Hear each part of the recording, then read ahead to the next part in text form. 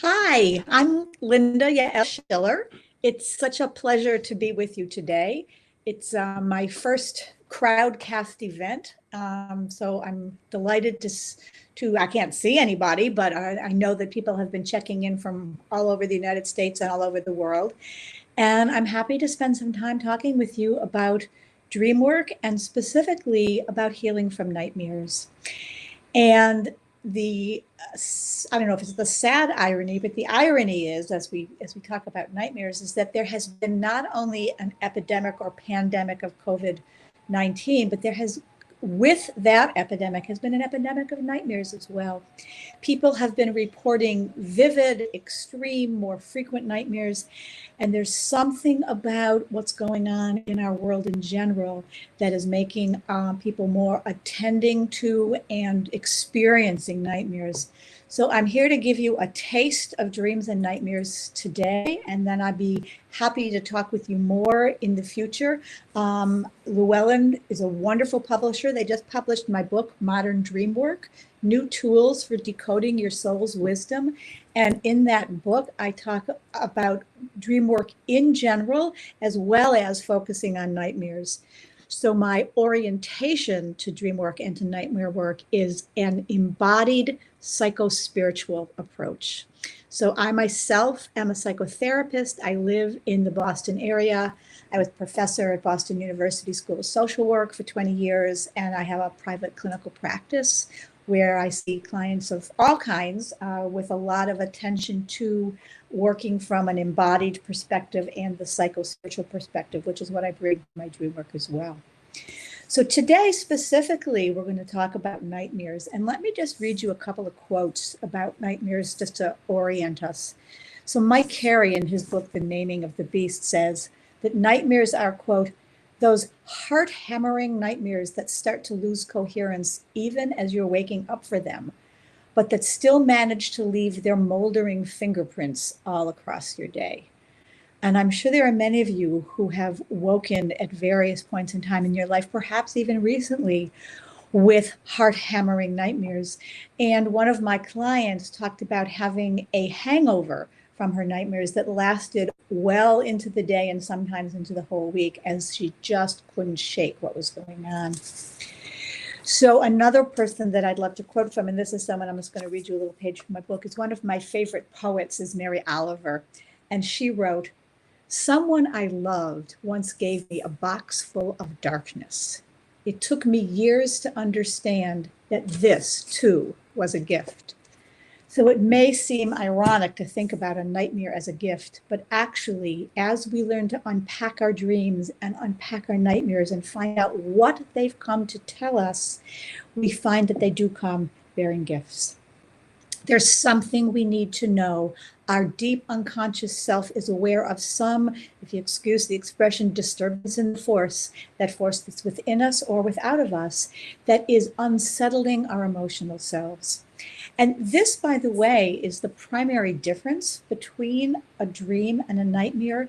It's the affect or the emotion that goes along with the dream that changes it from either a dream to an unpleasant dream to a nightmare or a night terror. So there are several levels of what dreams, nightmares, and night terrors are.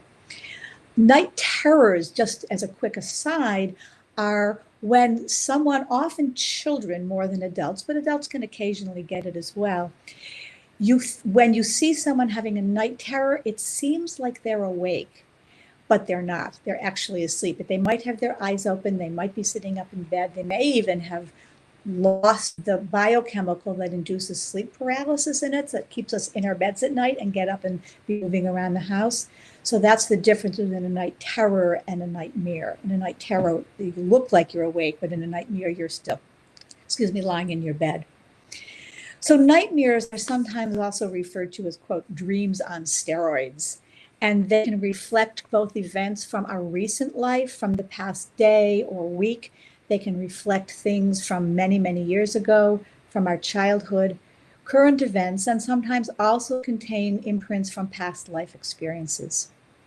Nightmares in general tend to focus on what we call unprocessed emotions. So when you have had a a traumatic event or a loss or an unsettling event, whether it was a short-term event or a long-term chronic event, and you haven't processed completely your reactions to or your understanding of that event, that's when it might show up in terms of disturbing dreams or nightmares. The hidden gift in the nightmares is that they provide emotional release and gives us an opportunity to finish processing whatever the emotional imprint was that we have not yet finished processing. It's sort of like digestion in a way. When something upsetting happens to us, we have to completely digest that event and then metabolize it so it moves out of our system.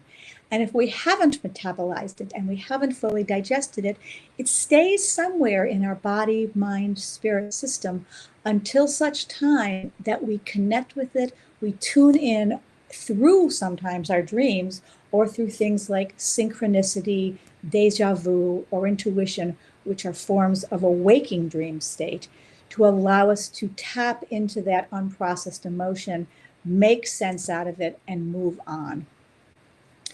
So some common triggers for nightmares could be things like trauma or loss or stress or conflict or change or isolation or worry. So given these contributors to nightmares, it's no wonder that we're experiencing this epidemic of nightmares right now with the COVID virus. So I've identified 6 types of nightmares to differentiate. The first one I call developmentally normative nightmares. And that means there's a period of time in our lives when we're children, usually somewhere between the ages of like 3 and 9, when kids tend to have a lot of nightmares. This time period doesn't necessarily mean that your kids are experiencing upsetting or traumatic events in their life, but as they are moving through their own developmental progression and they're moving from the cocoon of being home with a parent or a caretaker out into the world, there's a lot of change going on. So it seems to be a common time for kids to have nightmares, and they're pretty developmentally normative, usually not something to worry about. 2 is what I call the one-shot deals. This is the one and done. You have one nightmare about a certain event or a certain monster or scary thing happens in your dream, and that's it. You never have that dream again. So it's a one-time nightmare. That would be type 2. 3 would be repetitive nightmares. These are the ones that you have over and over and over again. Sometimes they are identical and sometimes they vary. You might have a repetitive theme. For example, someone is chasing you, but in one dream a tiger is chasing you, and in another dream a masked man is chasing you, and in a third dream a beautiful brunette woman with silver wands is chasing you.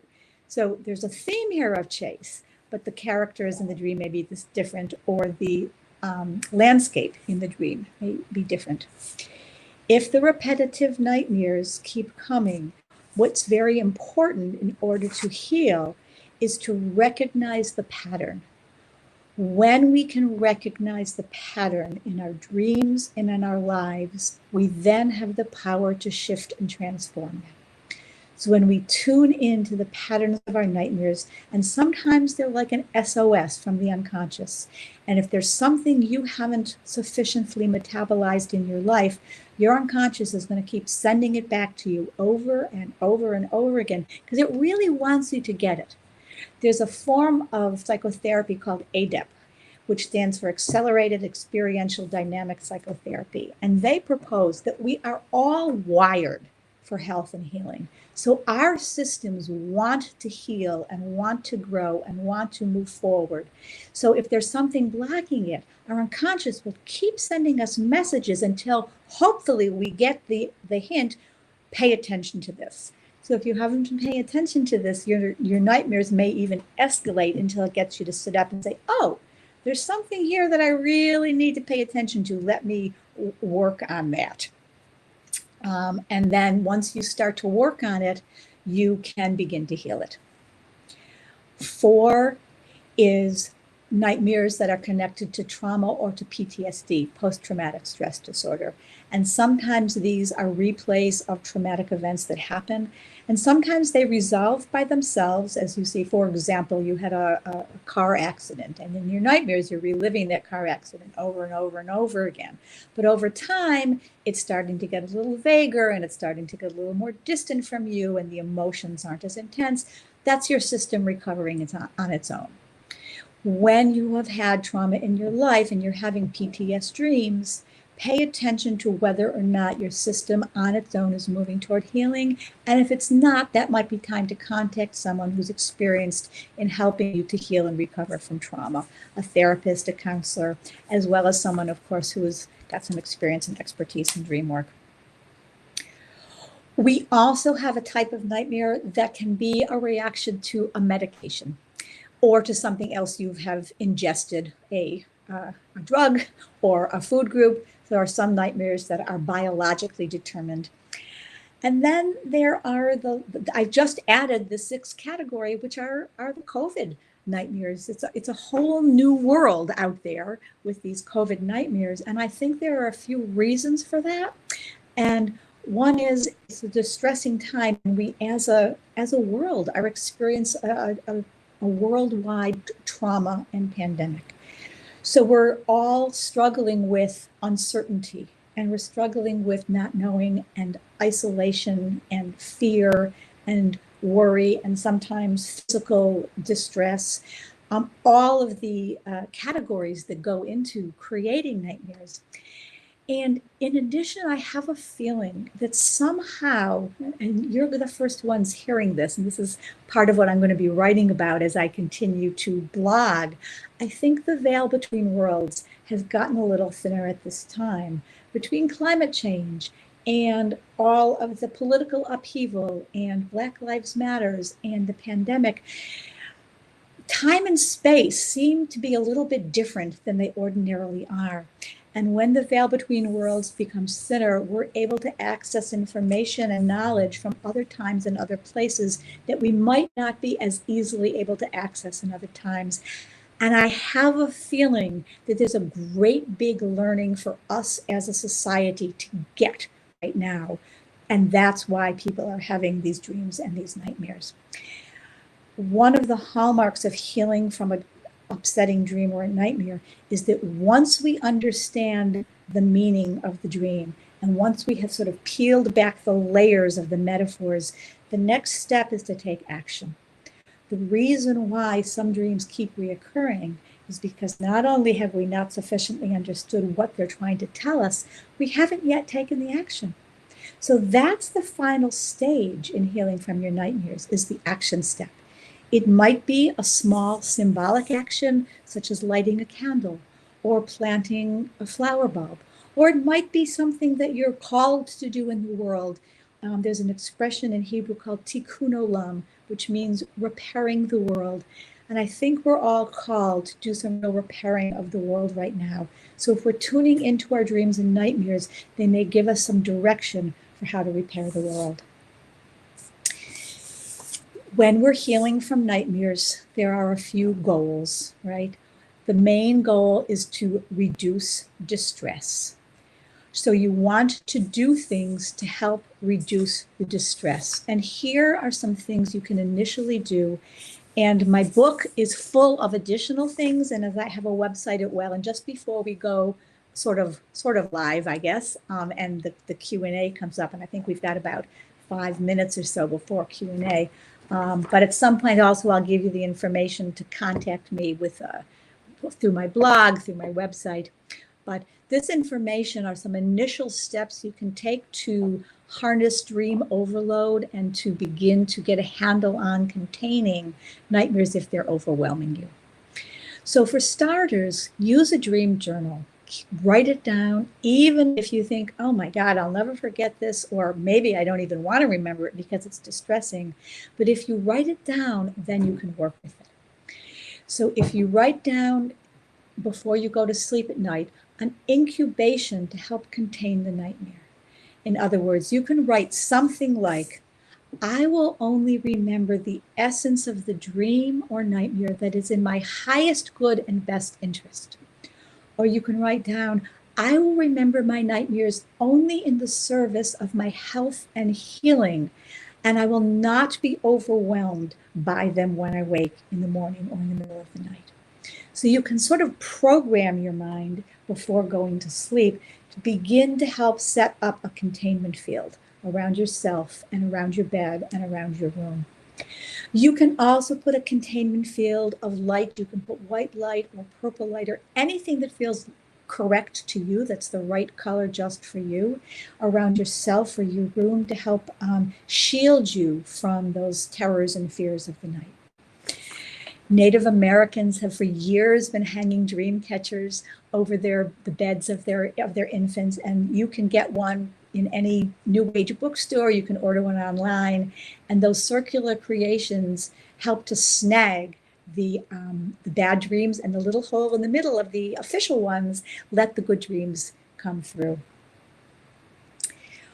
You can imagine wrapping yourself. If you don't like the idea of surrounding your room with light, you can imagine wrapping yourself. One of my clients wrapped herself in a rainbow of light before going to sleep every night, and she said that that gave her a lot of comfort.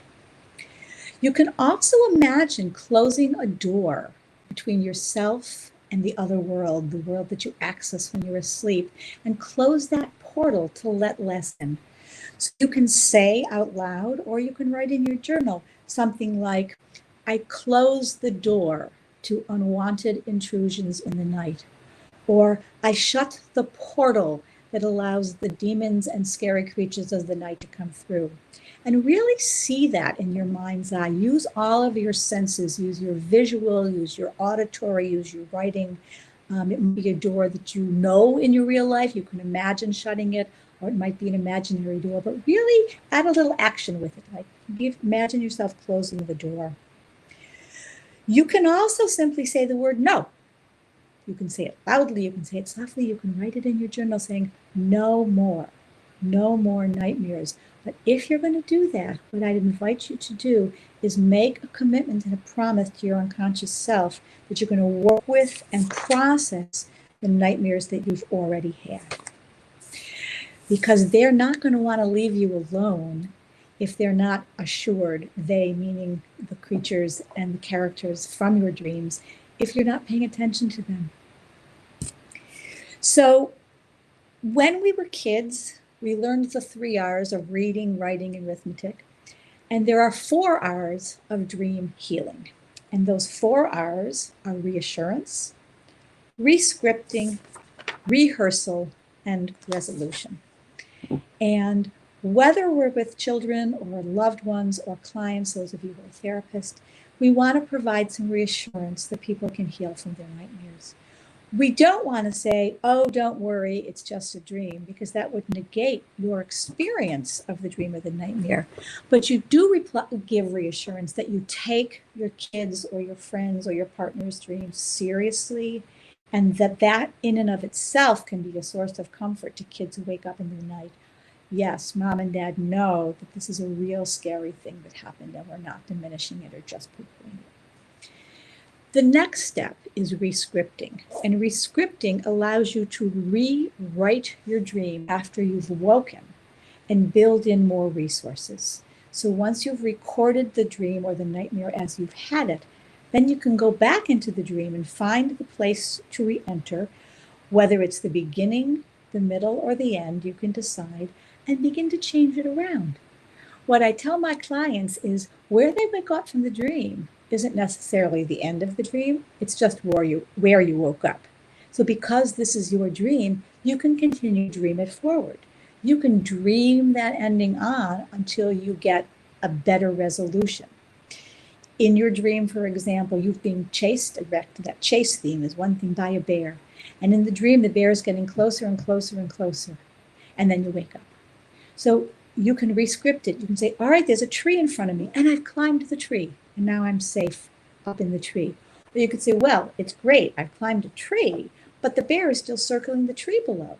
So you can add another step to your dream and say, oh, all of a sudden, I'm up in the tree, and the bear that's been chasing me and is now circling the dream below notices that over there is a honeycomb. And the bear becomes distracted by the honeycomb and goes off and eats the honey. And now I can climb down the tree and scoot to safety. The key to working with a nightmare when you're working on rescripting is to end with safety. You want to keep reworking that dream until the dreamer, or the character in your dream has gotten to a safe place. You might be able to do this certainly on your own. And it's also wonderful to do this with other people, either with one other person or with a group. I run groups called dream circles where people get together, and it can be small or it could be very large groups. And I do these online as well, doing large group dream circles as well as small groups where we all work on each other's dream.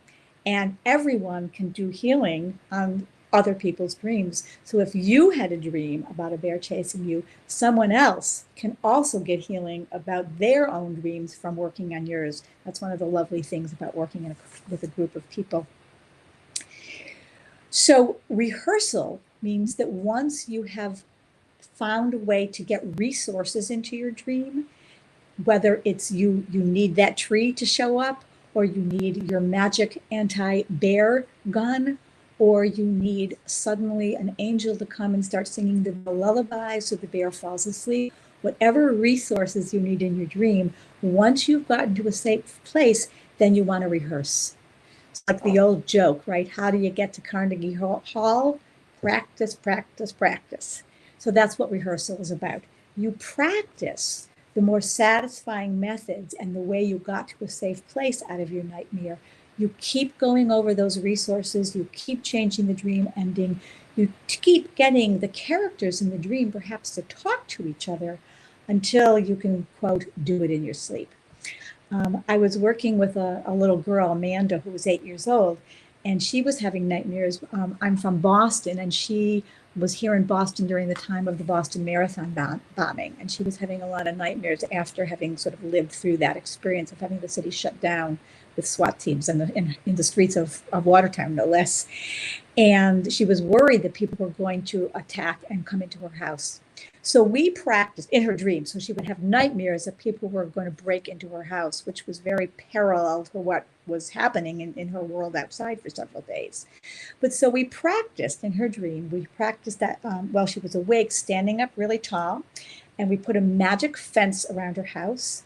And we acted out that she could talk back to the intruders and said, "Go away, you can't get me, and get out of here, and I'm safe." And the good news is, by the time I was working with her, of the two marathon banners, one was already dead and the other was in jail. So we practiced reminding her they are not alive anymore, or they're in jail and they're a long way from here. And we had her do the superwoman pose, where you put your hands on your hips and you stand up tall. And we practiced that over and over and over again for several weeks. And with practicing her strengths, the nightmares gradually diminished, gradually got less intense, and pretty soon she was not at all worried about intruders breaking into her house. And then we knew we were at that final step, which is resolution. So once we have reassured and rescripted and rehearsed, we're more likely to come up with a good resolution that will either make the nightmare go away or transform them into something less stressful and less scary. So sometimes the dream transforms rather than disappears altogether.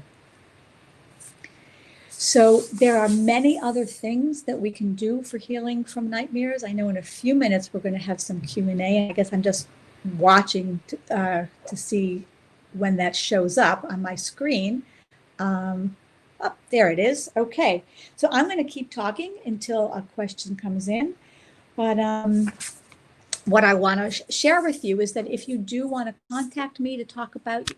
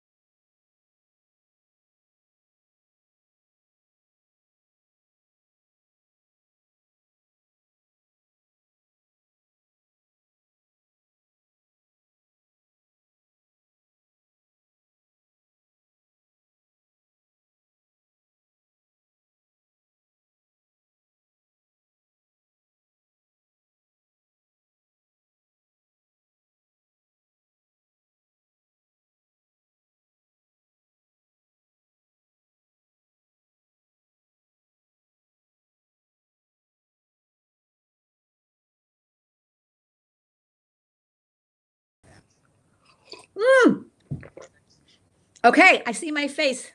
Somebody let me know if you can see me and hear me. Somebody type something and say, are you, oops. Oh, okay, good. All right, we're back. Phew. Well, so I guess I'll keep going. Yay! Thank you, thank you, thank you. There's a whole bunch of questions coming in. Here's a question. Does my book talk about exercises you can do? Yes, my book is full of exercises. And there's 3 appendices that go through in exquisite detail ways to remember dreams, way to work with dreams, ways to work with nightmares. I've created a technique called the Gaia method, which is guided active imagination approach that has an appendix that has a full detail of ways to work with dreams. And my website is www.moderndreamwork.com for the book. My personal website is Linda Yael Schiller. That's LindaYaelSchiller.com. And then I have a blog called Awake to Your Dreams, all one word, where I have lots and lots of blogs on dreams. And the last bunch of blogs have been specifically on nightmares because I'm working on a new book. And that's going to be coming up on nightmares. Somebody's asking me about water-oriented dreams, especially deep water. In terms of dream symbolism, there are some dreams symbols that are sort of universal, but all dream symbols are also idiosyncratic to the dreamer, him or herself. So water might mean something to me in my dream, it might mean something different to you in yours, because our own personal life experiences will affect what symbols we dream in. Water very often, though, is one of those universal symbols that sometimes has to do with our unconscious. So if we are dreaming about water, particularly deep water, it might be a deep dive into the unconscious. I see another question here. How can you tell if someone in the dream is a dream or a visitation? It's a fantastic question because we do get visits from the other side in our dreams. Very often, if you have a departed friend or relative or loved one who comes to see you in your dreams, those dreams will be more vivid than your regular non-visitation dreams, and you'll have a felt sense of almost experiencing the presence of that person with you. I know when my dad, who passed over about 10 years ago, when he comes and visits me in my dreams, I can like hear his voice like resonating in my head with exactly the sound. And actually, this is very cool. As I mentioned him right now, he just like showed up. So he's just joined us to be here at this podcast. So a visit, you actually have a sense of feeling like someone is there with you. Other times, the same person, let's say your mom passed, she could be a symbolic character in the dream. There might be something you need to work out with your mom. There might be something you have to resolve. So there's many ways from symbolism to visitation. Here's another question. What does it mean when you dream repeatedly about a family member that you haven't talked to or thought about in years that are still alive? Well, off the top of my head, my dear, I would say you have unfinished business with that family member. And the fact that you are repeatedly dreaming about them may mean that there's something that you need to resolve. It may or may not mean that you need to contact them, depending on the circumstances of why you're not in touch. But there's something to work through there with a good therapist or with a partner or with a friend. Question about PTSD nightmares from military service. That's an important question. Sometimes those PTSD nightmares come in the form of repetitive, intrusive events that almost feel like you're reliving the events that happened during the war, or sometimes they can be themes that are not from the war theater themselves, but are themes of fear, anxiety, danger. I would say people with PTSD nightmares from military service, I would strongly recommend that you find a really good therapist to work with who has experience with PTSD and possibly from connected with vets who has an experience with vets as well. The other thing is working with a group is really, really powerful, because when you have shared upsetting experiences, to be able to be with a group of people who have had similar shared upsetting experiences just is such a comfort, because I have worked with people with PTSD for years, but I have never been in a war. So my outside knowledge of it will not be the same as someone who has had a similar experience to you. So I'd recommend several layers of attending to the work. And thank you for your service, whoever wrote in about that. Here's another question. For the past week, I've been having really strange and confusing dreams. I don't know if I'd call them nightmares, but they feel disconnected, no obvious pattern. Well, I think we're living in strange and confusing times. So your dreams may really be reflecting the times that we're living in. And I would invite you to ask yourself a question either before you go to sleep at night or after you wake up in the morning about, what does this mean? How can I make sense of this? What is it trying to tell me? Because your dreams have come to you with a lot of information, and you can talk back to your dream and you can ask questions of your dream and the characters in your dreams. And if you listen with your third ear and you listen with your intuition, you will get responses as well. Don't worry if it feels weird or uncomfortable or like, am I making this up? Everybody says that. Am I making this up, or am I really getting this answer? You're not making this up. If you relax and just tune in and focus to your felt sense, what Eugene Gendlin talks about in focusing, that felt sense, just let it come through so you can get the information that's coming from the other side. Let's see. There's so many questions coming up. Can you get out of bed and talk in a different voice? Yeah, there's this whole thing about incubus and succubus, and it sort of feels like almost like a possession.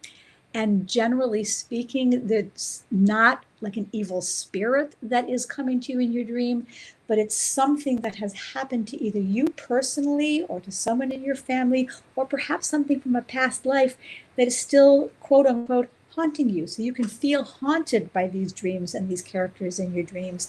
And again, work with the dreams, surround yourself with protection, gather up safe elements around you, put a nightlight. One of the best tools to chase away the scary dark for grown-ups as well as for kids is a nightlight.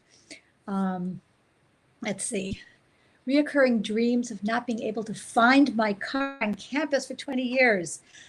Well, if that were my dream, this is what we say in dream work, because I don't want to superimpose my reactions to your dream and assume that it's right, because again, all dreamers are idiosyncratic to the dreamer. But I can say, if it were my dream, I might think about. So if it were my dream and I couldn't find my car and it was lost somewhere on campus, I might think about, what about my education is incomplete? Or since a car is a vehicle for getting around in life, is there some way that I'm not getting around in life very well? And what does that have to do with my education? Did I graduate from college? Do I need to go back and finish my degree? Maybe I need to go on and get another degree in my graduate school. I see lots and lots of questions, and I think they're going to shut us off very soon.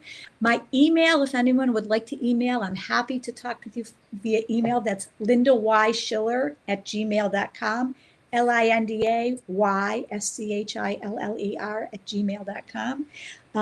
Buy my book, and if you like it, go on Amazon and give me 5 stars, because that'll help sell more, and it'll make Llewellyn really happy, as well as making me really happy, because I haven't been able to do as many author talks as I usually do given the COVID-19. And I love to do workshops both in person and online. So if you and your business, your crowd, your company, your synagogue or church or group wants to have a dream circle online, contact me and we can set something up.